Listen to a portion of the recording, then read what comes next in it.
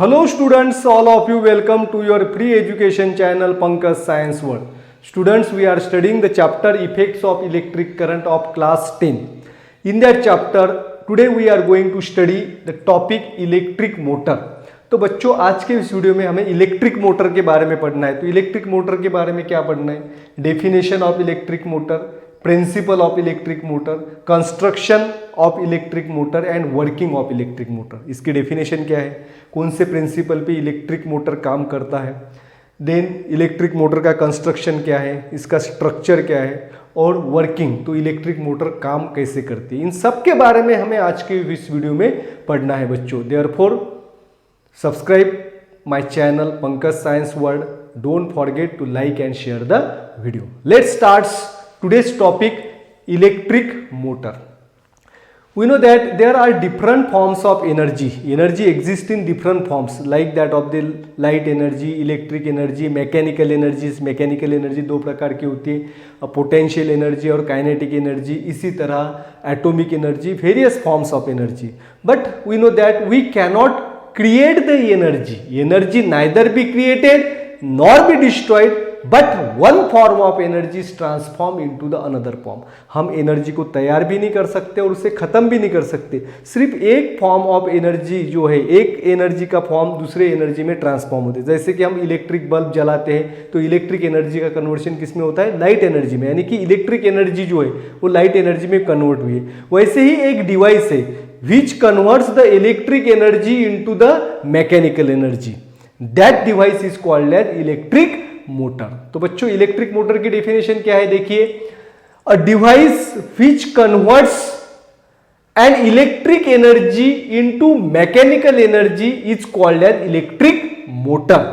तो electric motor क्या करता है बच्चों, इलेक्ट्रिक एनर्जी का कन्वर्शन किस में करता है, मैकेनिकल एनर्जी। मैकेनिकल एनर्जी के कौन से फॉर्म में करता है, काइनेटिक एनर्जी के फॉर्म में करता है। Examples are electric fans, then mixers, then refrigerator, washing machines, computers, then electric pump, all these devices they contains the electric motor। जो भी घूमने वाली इलेक्ट्रिक डिवाइस है उसके अंदर इलेक्ट्रिक मोटर होते हैं। टॉयज जो है, बच्चों के जो इलेक्ट्रॉनिक खेलने की जो टॉयज होते हैं तो इनके अंदर भी इलेक्ट्रिक मोटर होती है। तो ये जो है इलेक्ट्रिक मोटर के बारे में। तो इलेक्ट्रिक मोटर का डेफिनेशन हमने देखा। अब देखेंगे प्रिंसिपल, ये इलेक्ट्रिक मोटर जो है कौन से प्रिंसिपल पे काम करते हैं, which principle. In last video we have studied that when current carrying conductor placed in a magnetic field a force is exert on it and this is the principle of electric motor. पिछला video जो है V9 का आप playlist में देख सकते हैं। इसमें हमने क्या पढ़ा था, when current carrying conductor is placed in a magnetic field a force is exert on that conductor. तो करंट कैरिंग कंडक्टर को अगर हम मैग्नेटिक फील्ड में रखते हैं तो उसके ऊपर फोर्स अप्लाई होता है। तो यही प्रिंसिपल जो है, इसी प्रिंसिपल के ऊपर इलेक्ट्रिक मोटर जो है वो बेस है। आगे समझ में। अब देखेंगे कंस्ट्रक्शन, इसका कंस्ट्रक्शन क्या है। आपके सामने डायग्राम है, इस डायग्राम से हम समझेंगे। तो इलेक्ट्रिक मोटर में जो है वो कौन कौन से डिवाइसेस होते हैं, यानी कि इसके पार्ट्स कौन कौन से। तो फर्स्ट पार्ट ये जो दिख रहा है आपको, रेक्टेंगुलर शेप। तो रेक्टेंगुलर शेप लूप, इसके अंदर रेक्टेंगुलर शेप लूप होता है। इस लूप को हम कॉइल भी कैसे, it is also called as armature coil या rectangular loop. This rectangular loop it is made up of copper wire having a resistive coating. किससे बना हुआ होता है रेक्टेंगुलर लूप, कॉपर वायर से बना होता है और इस कॉपर वायर के ऊपर इंसुलेटिंग कोटिंग होता है। दिस रेक्टेंगुलर लूप, अब this rectangular loop is placed in between the magnetic field of strong magnet. तो मैग्नेटिक फील्ड में इसे रखा जाता है, नॉर्थ पोल और साउथ पोल, मैग्नेट के दो पोल जो है इसके बीच में इसे रखा जाता है। जैसे हॉर्सशू मैग्नेट है, इसके दो पोल पास होते हैं, तो उसी तरह एक मैग्नेट का नॉर्थ पोल और दूसरा साउथ पोल इसके बीच में, क्योंकि नॉर्थ और साउथ पोल अगर पास में है तो इसके बीच में मैग्नेटिक फील्ड जो है वो स्ट्रॉन्ग प्रोड्यूस तैयार होते हैं। तो स्ट्रॉन्ग मैग्नेटिक फील्ड के अंदर इस आर्मेचर कॉइल यानी कि जो लूप है रेक्टेंगुलर, इसे रखा जाता है। अब रेक्टेंगुलर लूप जो है इसके दो एंड से, दोनों एंड जो है they are connected to a split ring. ये जो है स्प्लिट रिंग है। कौन सी रिंग है? Split ring. This ring is not continuous. ऐसी ये कंटिन्यूअस रिंग नहीं होती है, ये स्प्लिट है, बीच में टूटी हुई। तो स्प्लिट रिंग ही क्यों यूज करते हैं? तो इस रिंग की एक खासियत है, it's inner surface is resistive. इसका इनर सरफेस क्या है? रेजिस्टिव है। And it's outer surface is conductive. तो यानी कि इसके इनर सरफेस ऐसा होता है कि जिसमें से इलेक्ट्रिक करंट पास नहीं होता, लेकिन आउटर सरफेस जो है वो क्या होता है? कंडक्टिव होता है, जिसकी वजह से आउटर सरफेस से इलेक्ट्रिक करंट जो है वो बच्चों पास होता है। आगे समझ में, ये स्प्लिट रिंग की खासियत होती है।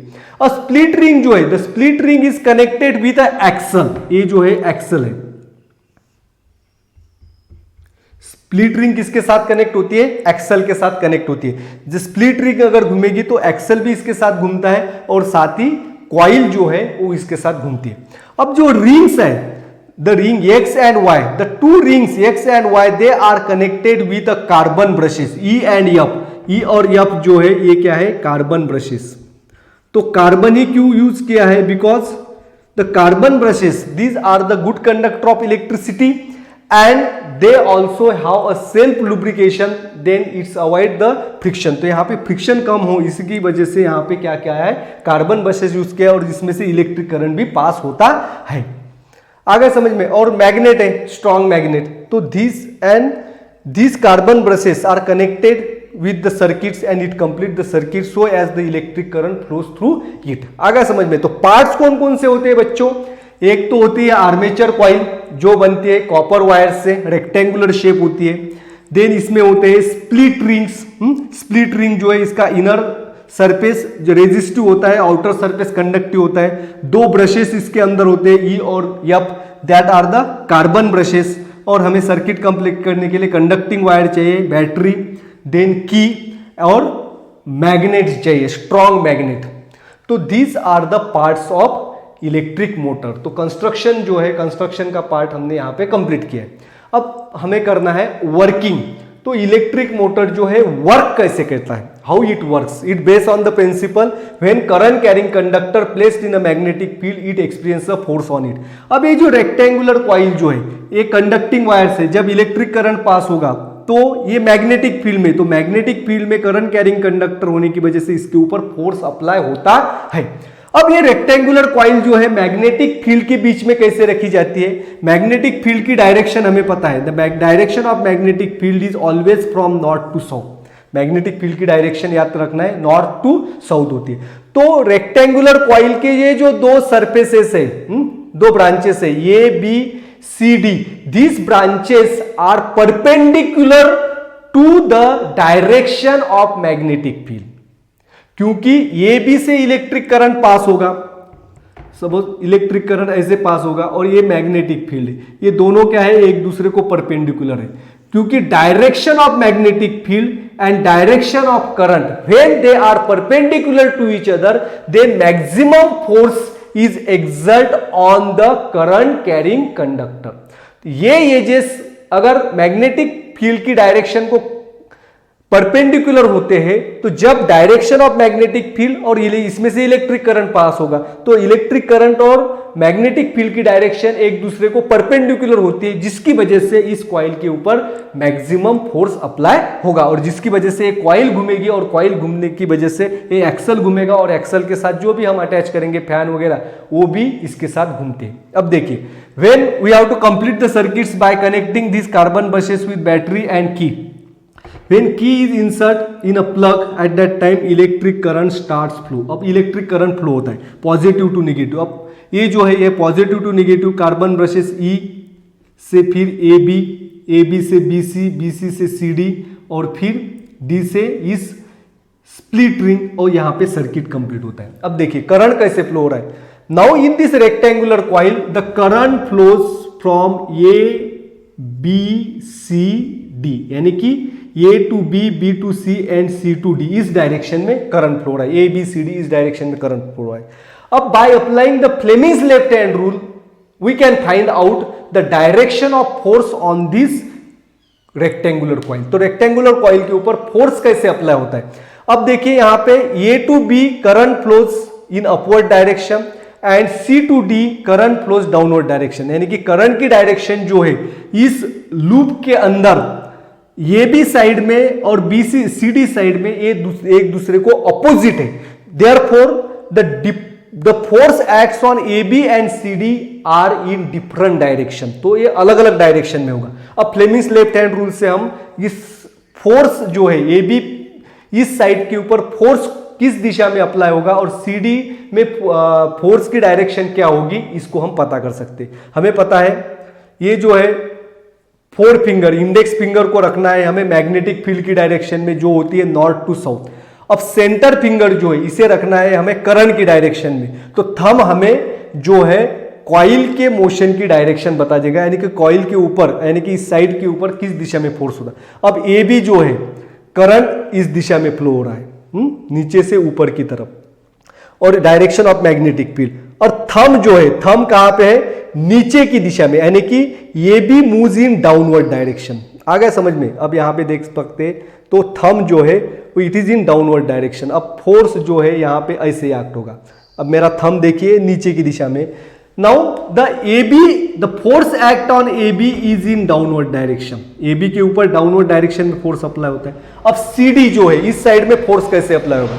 अब डायरेक्शन ऑफ मैग्नेटिक फील्ड जो है मिडल फिंगर बताता है, direction of electric current centre finger, ये डाउनवर्ड डायरेक्शन में इलेक्ट्रिक करंट हो रहा है C to D। अब थंब की दिशा देखिए ऊपर की तरफ है, यानी कि CD इस साइड पे फोर्स जो है ऊपर की दिशा में अप्लाई होगा, यानी कि जब इलेक्ट्रिक करंट फ्लो होता है तो ये भी जो है वो डाउनवर्ड दिशा में डायरेक्शन में जाएगी और CD अपवर्ड, इस तरह से ये भी downward CD upward, and this coil so it rotates anti clockwise. तो कॉइल कैसे रोटेट होगी? यहां पे एंटी क्लॉकवाइज रोटेट होगी। आफ्टर द हाफ रोटेशन, अब हाफ रोटेशन जब कंप्लीट होगा, यानी कि ये भी पहले 90, ये जो है अब 90 डिग्री में आएगा, ये भी इस साइड में, CD इस साइड में। अब 180 डिग्री यानी कि हाफ रोटेशन जब कंप्लीट होगा तो क्या होगा, CD जो है ये इस साइड में आएगा और ये भी जो है इस साइड में आएगा। करंट की डायरेक्शन अब यहां पे क्या होती है, चेंज होती है। Now the direction of current reverse in a rectangular loop after half rotation. तो हाफ रोटेशन के बाद करंट कैसे फ्लो हो रहा है, DCBA, DCBA। अब करंट की डायरेक्शन चेंज हो गई।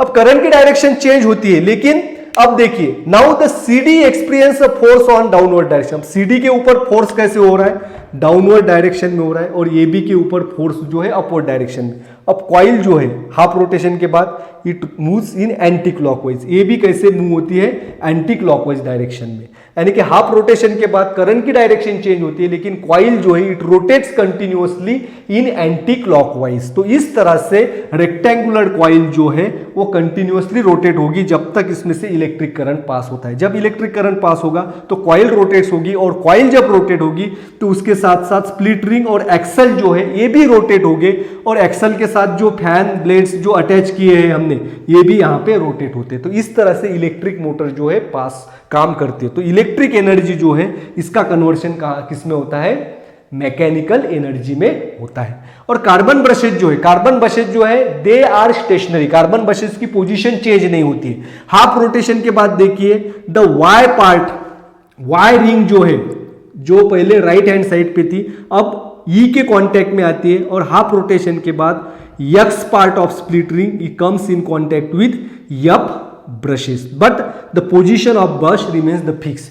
ब्रश की पोजीशन जो है वो फिक्स रहती है, इसकी वजह से करंट की डायरेक्शन जो है हाफ रोटेशन के बाद यहां पे रिवर्स होती है। दो the current reverse but the coil continues rotate in one direction, coil एक ही दिशा में मूव होती है एंटी क्लॉकवाइज डायरेक्शन में। And this is all about the working of electric motor. इस तरह से इलेक्ट्रिक मोटर जो है बच्चों काम करती है। तो आज के वीडियो में हमने इलेक्ट्रिक मोटर के बारे में पढ़ा, ये कौन से प्रिंसिपल पे काम करते हैं, इसका कंस्ट्रक्शन क्या है, और वर्किंग के बारे में भी हमने पढ़ा। Thanks for watching complete video. Don't forget to subscribe my channel. Thank you.